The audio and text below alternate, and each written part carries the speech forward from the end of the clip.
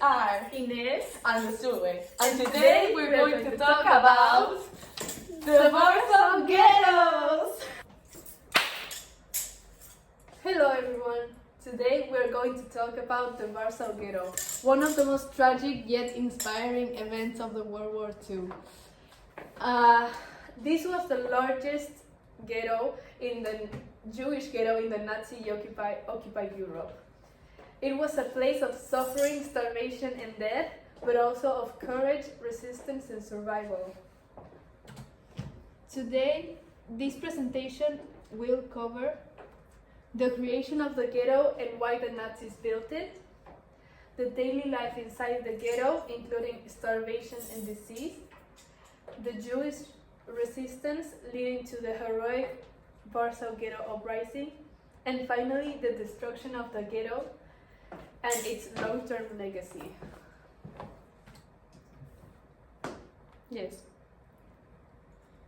The creation of the Warsaw Ghetto. When Germany invaded Poland on September 1st, 1939, it marked the beginning of World War II. Poland surrendered within a month, and the Nazis began implementing their racist policies against the Jewish population. By October 1940, the Nazis ordered all Jews in Warsaw, more than 400,000 people, to move into a small, isolated part of the city. This was the Warsaw Ghetto. Why was the ghetto created? The Nazis aimed to isolate Jews from the rest of society and control and exploit them from forced labor, and also prepared for mass deportations to extermination camps as part of the final solution. Conditions inside the ghetto. The ghetto covered only 3.4 square kilometers, about 2.4% of Warsaw total areas. Over 7 people were forced to live in a single room. A 3-meter high wall topped with barbed wire surrounded the area. Jews were not allowed to leave and were patrolled the borders.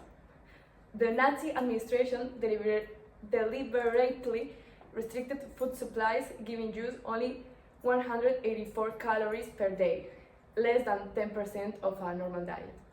This caused mass starvation, and many people died in the streets for hunger and disease. The life inside the ghetto. Life inside the ghetto was full of suffering, death and fear, but also hope and resilience. First, starvation and disease.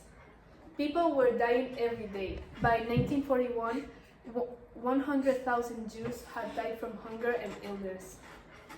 Common diseases included typhus and tuberculosis, spreading due to the lack of clean water, medical care, and hygiene. Many children became orphans and begged for food in the streets.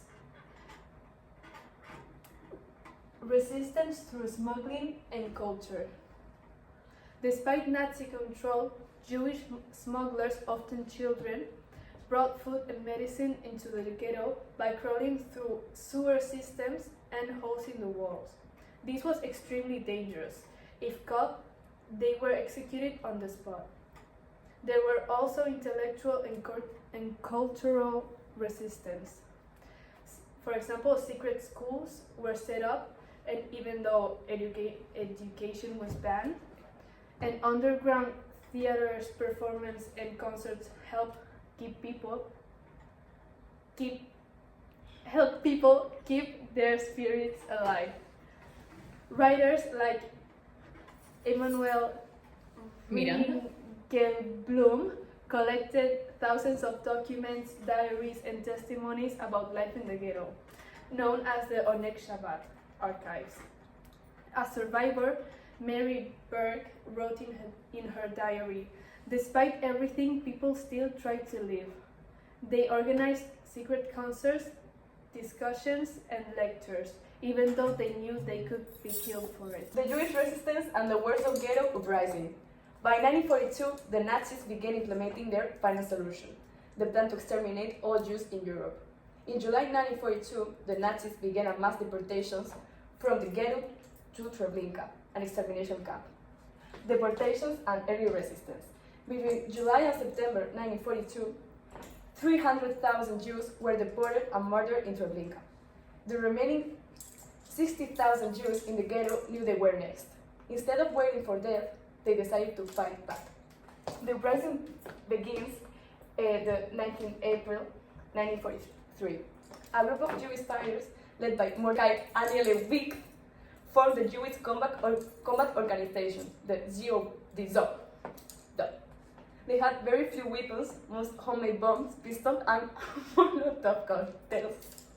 On April 1943, the Nazis entered the ghetto to deport the last survivors, but they were met with gunfire and explosives. The 750 Jewish fighters fought against 2,000 well-armed German soldiers. They held off the Nazis for nearly a month, longer than some entire countries had resisted to the Germans. The Nazis were humiliated and responded with extreme violence. The end of the uprising, the 16th May 1943. After weeks of fighting, the Nazis burned the ghetto to the ground, using grenades and flame waters. 13,000 Jews died, many burned alive or suffocated in the underground bunkers. The rest, 50,000 people, were captured and sent to concentration camps. The Nazis destroyed the Great Synagogue of Warsaw, symbolizing their victory. The Warsaw Ghetto is a powerful symbol of the resistance. The uprising was the first major armed rebellion against the Nazis and inspired later revolts, such as the 1944 Warsaw Uprising. After the war, survivors shared their stories, and today there are memorials in Warsaw to honor those who fought and died. There are some lessons we can learn about this Warsaw Ghetto, such as never underestimate human courage, because even in the darkest times, people fight for freedom. Also, the importance of memory.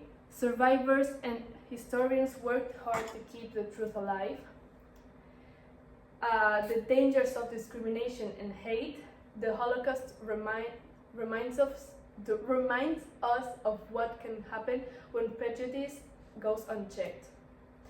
Finally, we have a quote from a survivor named Marek Edelman, who said, "The most important thing is to fight against injustice no matter what." In conclusion, we can say that the Warsaw Ghetto was one of the darkest places in history, but also a place when ordinary people became heroes. The resistance against oppression remains an inspiration today. Even though the Nazis destroyed the ghetto, they could not erase the memory of those who fought for their dignity and freedom. It is up to us to remember the story and ensure that such tragedies never happen again. Thank you for listening. Thank you for listening!